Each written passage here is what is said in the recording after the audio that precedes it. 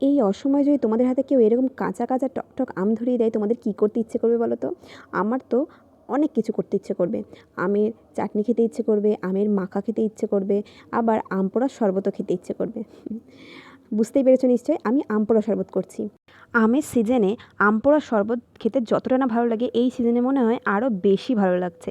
কারণ কি, মানে অসময়ে পাওয়া তো, না চাইতে অ্যাকচুয়ালি বৃষ্টির মতন।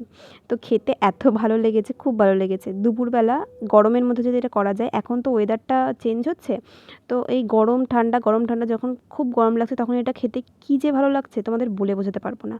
যাই হোক, দেখো কথায় কথায় কিন্তু আমের যেই পোড়া অংশগুলো সেগুলো ছাড়িয়ে নেওয়া হয়ে গেছে। এবার হাত দিয়ে এগুলোকে কচলে বের করে নেব, মানে আমের যে পাল্পটা আছে সেটা বের করে নেব। এত কচি আমগুলো যে আঁটিগুলো এখন পর্যন্ত পুক্ত হয়নি, কিন্তু খেতে ভীষণ টক। আমগুলো এত ভালো পোড়া হয়েছে যে হাত দিতে না দিতেই গলে যাচ্ছে। এবার এটাকে মিক্সিতে দিয়ে দেবো, যাতে ভালোভাবে মিক্স হয়।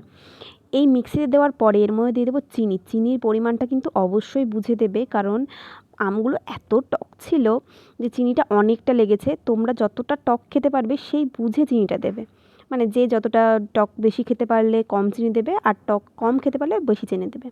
এরপরে দিলাম আমি এখানটায় বিট নুন, আর তারপরে কাঁচা লঙ্কা, আর একদম ঠান্ডা জল। ব্যাস, আর কিচ্ছু লাগবে না। এবার এটাকে মিক্স করে নেব। জানি ট্রানজ্যাকশানটা ভীষণ পুরনো, তবুও এটাই করলাম। এবার কিছুটা আমি এখানটায় নিয়ে নিলাম, মানে কাঁচের একটা গ্লাসে। এটা যদিও বা তোমাদের দেখানোর জন্য, আমি বাড়িতে যদি এটা করতাম তাহলে আমি এমনি স্টিলের গ্লাসেই করতাম। এরপর দেখো এর মধ্যে ভাজা মশলা আর বিট নুন দিয়ে জল দিয়ে নেব। উফ, গুলতে গিয়ে আমার জিভে জল চলে আসছে, মানে দেখতে দেখতে, এডিট করতে করতে। এইবার এটা গুলে নিলেই একদম রেডি আম পোড়া শরবত।